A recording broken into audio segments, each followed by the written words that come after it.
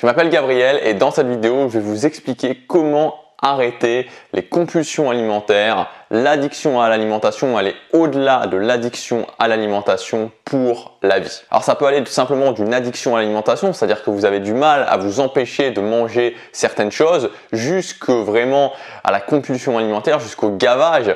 Donc il y a un mot vraiment pour le gavage dans les pays anglo-saxons qui s'appelle le binge eating. Vous savez, maintenant il y a le binge watching qui est le fait d'aller sur Netflix et de regarder des heures et des heures de séries. Là c'est le binge eating, c'est-à-dire de commencer à manger et vraiment de se gaver, de manger, manger, manger et manger encore. Alors c'est vraiment important que vous regardiez cette vidéo jusqu'au bout. J'ai souffert de compulsions alimentaires dans ma vie et je vais vous expliquer comment j'ai fait, exactement comment j'ai fait pour dépasser ça. Si vous regardez la vidéo et que vous appliquez les conseils que je vais vous donner, j'ai absolument aucun doute sur le fait que vous allez réussir vous aussi à aller au-delà de ces compulsions, de cette addiction à l'alimentation. Alors ce que je voulais vous dire, c'est vraiment que je comprends vraiment ce qu'on ressent. Vous savez, le fait d'aller au supermarché exprès pour choisir vraiment ce qu'on va manger, pour choisir les aliments qu'on va choisir pour se gaver, d'aller dans les rayons, de prendre des glaces, de prendre des gâteaux, de prendre des cookies, de prendre des viennoiseries, d'acheter tout ça, de rentrer chez soi et puis voilà, de manger, d'ingurgiter des centaines et des centaines de calories en à peine quelques minutes, voire quelques heures. Et puis au final, une fois qu'on a fait ça, de vraiment se sentir coupable, de se flageller, d'être dur avec soi-même et au final de recommencer à faire la même chose. Et moi c'est exactement ce que je faisais, c'est-à-dire que j'allais juste au supermarché, je passais dans les rayons en me demandant ok, qu'est-ce que je vais manger, quels sont les aliments que je vais manger. Je passais du temps à choisir les aliments, choisir les glaces, choisir les viennoiseries, choisir les gâteaux et puis je rentrais chez moi et je mangeais tout et après je me sentais vraiment mal par rapport à ça. Et une fois que j'avais fait ça, ce que je faisais en fait, c'est comme je vous ai dit, je me sentais vraiment coupable, j'allais faire du cardio training, j'allais faire un maximum de cardio training justement pour éliminer toutes les calories que j'allais manger. Et donc une fois que j'avais fini de manger, j'avais un vélo d'appartement chez moi à cette époque-là. Ce que je faisais, c'est que j'allais sur ce vélo d'appartement. Des fois, je restais 2 heures, 3 heures, 4 heures à faire du vélo d'appartement juste pour me dire ok, je suis en train d'éliminer toutes les calories que j'ai ingurgitées. Et c'est vrai que ça a été des moments qui ont été particulièrement pénibles, honnêtement, particulièrement difficiles à vivre. Et c'est pour ça que j'ai eu envie de faire cette vidéo pour, si vous êtes dans votre vie maintenant bloqué par ça, pris là-dedans, de vraiment vous permettre d'aller au-delà. Alors la première chose, c'est de comprendre pourquoi ça arrive, pourquoi on se retrouve dans cette addiction à l'alimentation, pourquoi on se retrouve dans ces compulsions alimentaires, pourquoi on se retrouve à faire ces séances de gavage. Aller, c'est pas forcément jusque là, mais c'est possible d'aller jusqu'à ces séances de gavage. Il y a 2 raisons principales. La première raison, c'est tout simplement une raison tout à fait logique, c'est le fait de se mettre au régime, de se mettre à la diète. Alors moi, dans mon cas, c'est ça qui m'est arrivé, c'est pour ça que j'ai commencé à avoir ces compulsions alimentaires. C'est parce que je faisais de la musculation et à cette époque-là, je faisais des grosses prises de masse où donc je prenais du muscle mais je prenais aussi du gras, beaucoup de gras et ensuite je voulais sécher. C'est-à-dire que je voulais vraiment être sec, avoir, vous savez, le six-pack, donc les abdominaux bien voyants et pour ça, je devais me mettre au régime.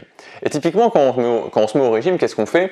En fait, on réduit sa ration de calories. C'est ça, en fait, c'est le principe même du régime. C'est-à-dire que si vous mangez, on va dire, 2000-2500 kilocalories par jour, on va dire 2500 kilocalories par jour, si vous réduisez votre ration de calories, forcément le corps va aller puiser dans les réserves et donc vous allez perdre du poids, de la graisse, alors pas que de la graisse, mais vous allez en tout cas perdre aussi de la graisse. Le problème, c'est que quand on fait ça, qu'on le fait de façon hardcore, c'est-à-dire qu'on descend vraiment drastiquement ses calories, c'est-à-dire qu'au lieu de simplement éliminer 300 ou 500 kilocalories par jour, on va en éliminer 1000, peut-être 1200, et qu'on fait ça sur la durée, au bout d'un moment, alors c'est bien parce qu'au départ on perd, mais au bout d'un moment, le corps rentre dans une sorte de mode panique. Et c'est justement ce mode panique qui fait qu'on va se retrouver à faire ces crises, c'est-à-dire être là, lutter contre la faim, lutter contre justement le fait d'avoir envie de manger et au bout d'un moment, craquer complètement, aller chercher à manger et puis se gaver littéralement. Et quand on mange, quand on est dans cet état-là, quand le corps est dans ce mode panique, on se retrouve à manger des quantités hallucinantes de nourriture.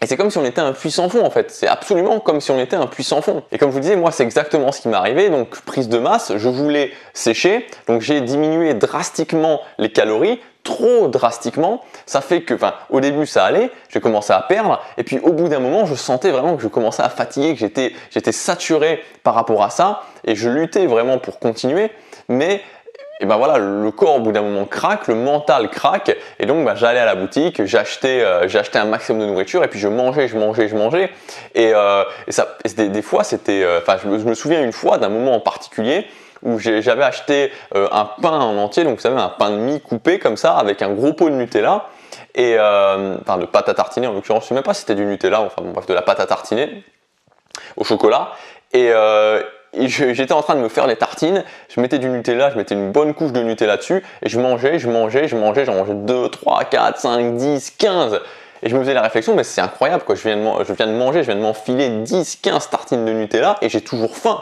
Et après, voilà, j'allais faire du cardio training, et puis je m'en voulais, j'allais faire du cardio training, et on était reparti dans la boucle, je repartais sur la diète, et ça revenait à intervalles réguliers, je me regavais, etc., etc. J'étais vraiment pris, on rentre dans une boucle, une sorte de boucle infernale de laquelle on n'arrive plus à sortir en fait. Donc le danger, c'est vraiment de rentrer dans cette boucle. Ça, c'est pour la partie diète. Maintenant, il y a un deuxième pourquoi, une deuxième raison pour laquelle vous rentrez justement dans cette addiction à l'alimentation, dans ces compulsions alimentaires, c'est par rapport aux émotions. C'est-à-dire que l'alimentation est reliée à vos émotions et l'alimentation devient un moyen de vous soulager.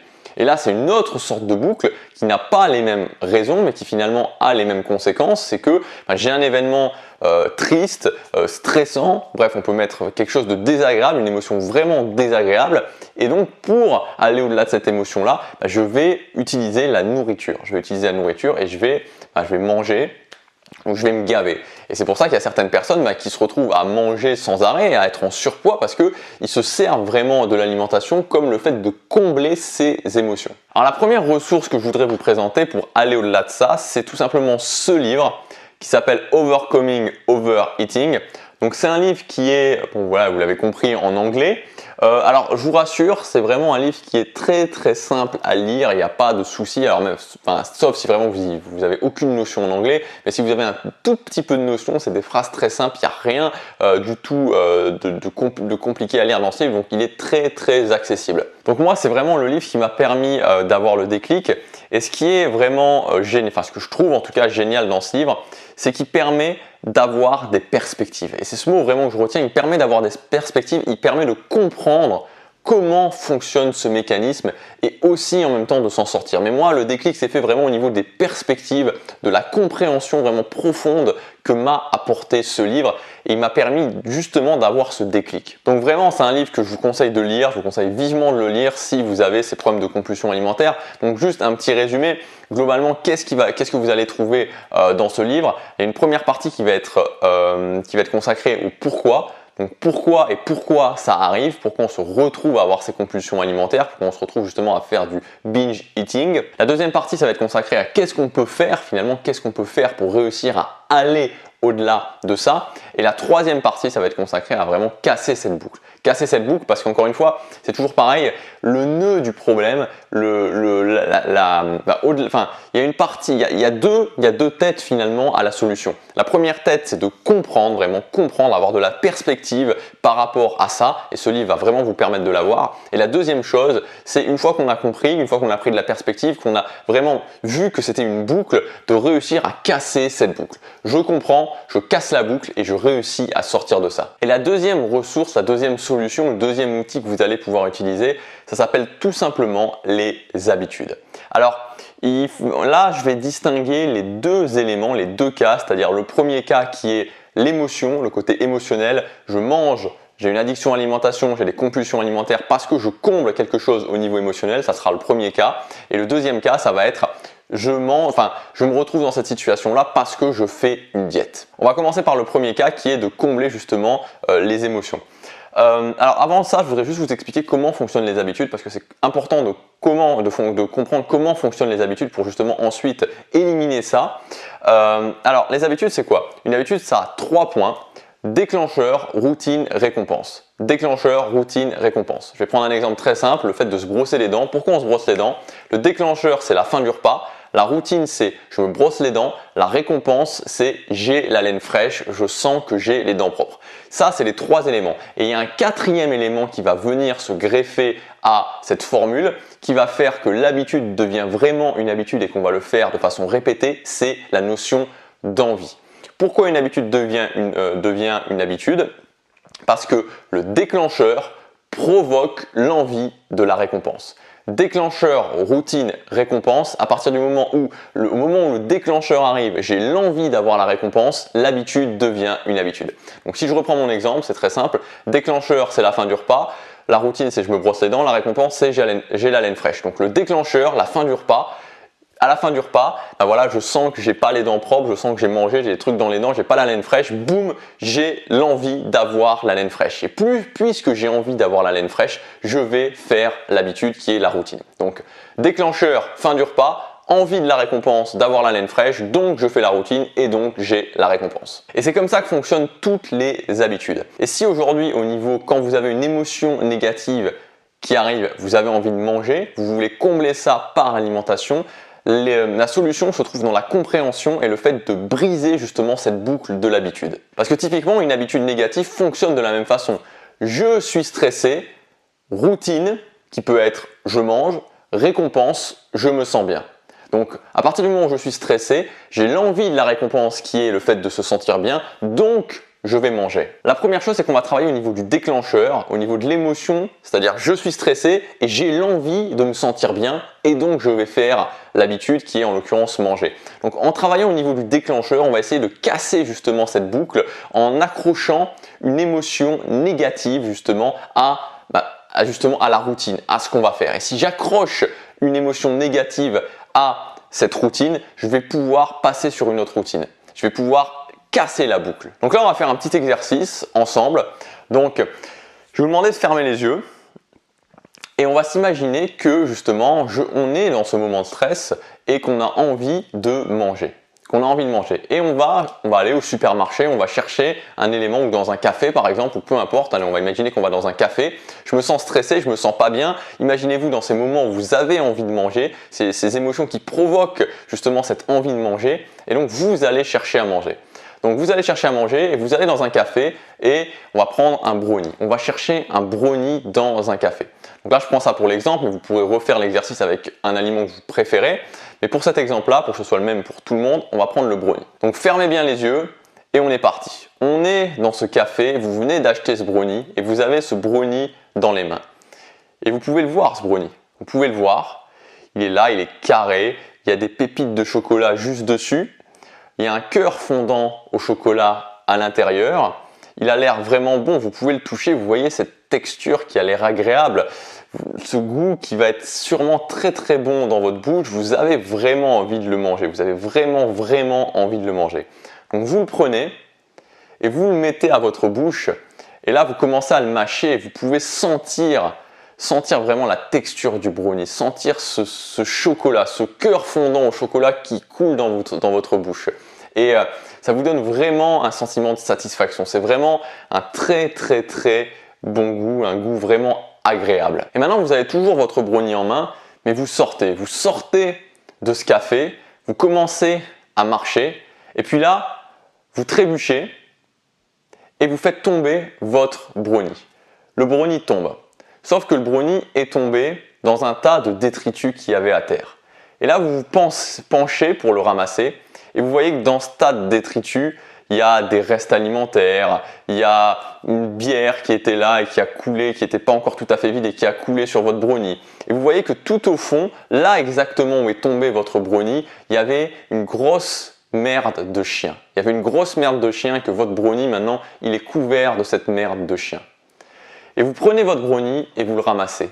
Et là, vous pouvez voir votre brownie, vous l'avez dans les mains et vous pouvez voir avec qui est là, qui est sale, qui est tombé à terre, qui est souillé, où il y a encore un petit peu de bière qui est là, il y a encore quelques restes alimentaires dessus. Il y a cette merde de chien qui finalement s'est répandue sur le brownie et qui est un petit peu partout sur le brownie.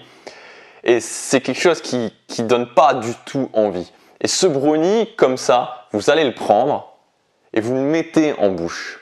Vous le mettez en bouche. Et là, j'aimerais vous demander de vous concentrer sur ce que vous ressentez. Vous ressentez vraiment cette sensation où vous avez ce brownie en bouche, ce brownie qui est plein de merde de chien, ce brownie qui est souillé, qui est tombé à terre dans la rue où tout le monde marche, qui est tombé dans des détritus, et vous commencez à le manger, vous commencez à le mâcher, vous le mâchez lentement. Et je voudrais que vous ressentiez ce que ça fait de le mâcher. Je voudrais que vous ressentiez ce goût dans votre bouche, ce goût de merde de chien, ce goût de détritus, ce goût de reste alimentaire, ce goût de bière, tout ça qui est mélangé. Je voudrais que vous ressentiez la texture vraiment de ce brownie. Et à chaque fois que vous mettez un coup dedans, ça se mélange, tout se mélange. Le goût du chocolat et le goût de la merde du chien. Et tout ça commence à couler dans votre bouche, commence à couler au fond de votre gorge. Et au plus vous mangez, au plus vous ressentez ce goût qui n'est pas bon, ce goût qui vous donne pas envie. Et vous continuez vraiment à manger ce brownie, vous le mangez jusqu'au bout. Et à chaque nouvelle bouchée, ça vous écœure un peu plus, vous ressentez le goût, ce goût infâme qui est là et qui est en vous et qui va tomber dans votre estomac. Et vous finissez de manger ce brownie. Et à chaque nouvelle bouchée, vous ressentez de plus en plus ce goût, cette texture qui est écœurante. Ça vous écœure, ça vous dégoûte. Alors voilà pour ce petit exercice.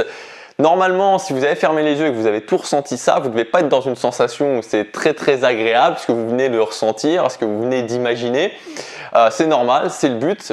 Alors c'est un exercice simple mais qui est là pour justement briser la chaîne, qui permet de briser la chaîne du déclencheur routine récompense en accrochant un maximum d'émotions négatives justement à cette routine et donc de plus d'avoir la route barrée justement, de plus avoir envie de manger un brownie. Parce que j'imagine que là, vous n'avez plus envie vraiment de manger ce brownie.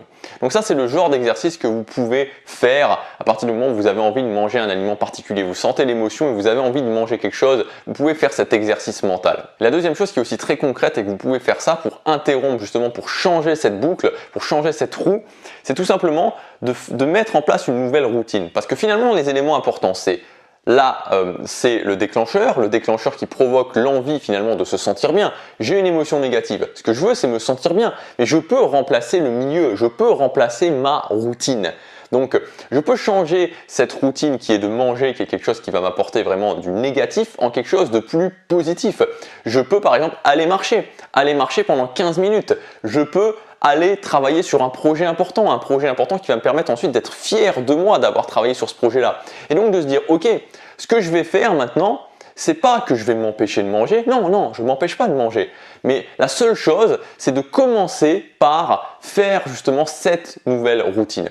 De déterminer quelque chose qui pourrait vous faire vous sentir bien. Ça peut être aller marcher, ça peut être travailler sur quelque chose d'important, ça peut être, je sais pas moi, téléphoner à quelqu'un, ça peut être jouer aux jeux vidéo, ça peut être écouter une musique, n'importe quoi qui n'est pas manger. Vous faites d'abord ça. Et si ensuite, une fois que vous avez fait ça, donc vous avez eu l'envie de vous sentir bien, vous avez fait cette routine qui vous fait vous sentir bien, et que une fois que c'est fait, une fois que ces trois éléments sont faits, si vous avez toujours envie de manger, après ça, vous pourrez manger. Mais seulement après ça. Et à chaque fois que vous ressentez ça, vous répétez vraiment ça. Vous pouvez alterner entre différentes routines qui vous font vous sentir bien et vous dire, ok, je peux manger, je vais pouvoir manger, mais d'abord je fais ça. Et ensuite, je m'autorise à manger. Et faire ces deux exercices-là, donc le fait d'imaginer vraiment l'aliment que vous avez envie de manger et d'associer du négatif avec et de remplacer la routine par quelque chose de différent et seulement après de manger si vous en avez toujours envie, vous allez voir que ça va permettre de casser la boucle. Et pour la deuxième cause qui est la diète, alors ce qu'il faut faire c'est tout simplement comprendre que d'une façon générale, il vaut mieux faire une sorte de rééquilibrage alimentaire qu'une diète. Et que même si vous faites une diète, il faut le faire progressivement. Le conseil que je voudrais vous donner vraiment au niveau de la diète, c'est premièrement, si vous ne faites pas de sport, d'ajouter du sport et d'ajouter du sport, non pas du cardio training, mais d'ajouter du sport qui va vous permettre de stimuler votre masse musculaire, donc en l'occurrence de la musculation, de l'entraînement à charge additionnelle. C'est très important parce que ça va vous permettre, alors je ne vais pas rentrer dans le détail dans cette vidéo, mais ça va vous permettre de stabiliser votre métabolisme de base, c'est-à-dire que le métabolisme de base, c'est toutes les fonctions vitales du corps qui sont assurées comme maintien de la température corporelle, la digestion, etc., pression sanguine, etc. Et qui fait que si vous réduisez trop vos calories, il va baisser, il va s'adapter et c'est ça qui donne cette sensation de fatigue. À partir du moment où déjà vous faites de la musculation, le fait de stimuler sa masse musculaire de façon importante va permettre vraiment de maintenir au maximum ce métabolisme de base. Donc commencez avant même de vouloir faire une diète par mettre en place de la musculation dans votre vie, de faire de la musculation régulièrement dans votre vie. Et ensuite, si vous avez justement de la restriction alimentaire à faire, de le faire petit à petit, de vraiment le faire petit à petit pour ne jamais au final viser plus de 500 grammes par semaine. C'est très important d'enlever les calories, 200, 300 kilocalories et de le faire tranquillement, de vraiment le faire tranquillement, jamais pour plus de 3 mois, c'est-à-dire que jamais plus de 12 semaines et vraiment très tranquillement. Il faut le faire doucement et de voir que je commence à enlever, donc je fais de la musculation, je commence à enlever quelques centaines de kilocalories, donc 200, 300 et je vois ce que ça donne. Je me pèse régulièrement, à partir du moment où je perds 500 grammes par semaine, je continue sur cette lancée-là. Si je perds plus, je peux un petit peu réaugmenter, de jamais aller trop vite. Parce que si on veut aller trop vite, c'est vraiment, ça mène tout droit au mode panique qui va vous emmener justement vers ces périodes de gavage. Et donc moi maintenant, ce que je fais, c'est tout simplement que, voilà, j'oriente les choses en me disant, ok, à certains moments, je veux prendre du muscle, dans ces moments-là, je mange un tout petit peu plus et quand je veux perdre un peu le gras que je prends, je mange un tout petit peu moins. Mais je le fais jamais pour trop longtemps. Et j'essaie toujours de faire les choses vraiment petit à petit. C'est-à-dire quand je veux prendre du muscle, je monte un tout petit peu les calories que je mange. Quand je veux perdre, je baisse un tout petit peu les calories que je prends. Donc si vous êtes pris dans cette boucle, arrêtez votre régime, arrêtez la diète tout de suite.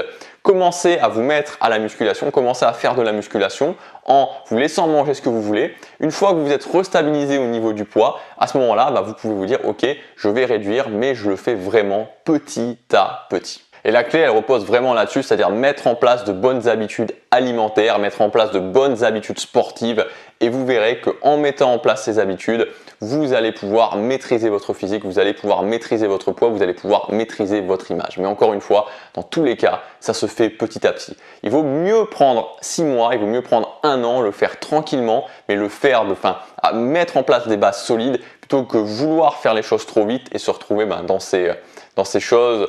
Voilà, dans ces compulsions alimentaires qui sont vraiment extrêmement désagréables et surtout dont il est très difficile, donc il est compliqué de se sortir. Donc je sais que c'est quelque chose qui fait souffrir, moi je suis passé par là, j'ai réussi à m'en sortir, mais si vous appliquez ces conseils, je vous garantis que vous allez aller au-delà de ça.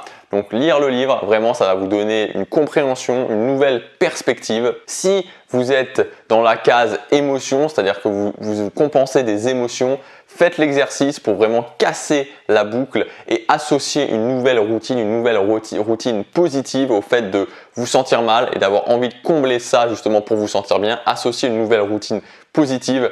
Et si vous êtes dans le cas de la diète, à ce moment-là, ce qu'il faut faire, c'est très clair, c'est mettre en place de nouvelles habitudes, de nouvelles bonnes habitudes, de comprendre que ce qu'il faut tout simplement, de comprendre, et ça c'est l'essentiel, que tout ce qui est régime, tout ce qui est restriction, se dire ok, je vais faire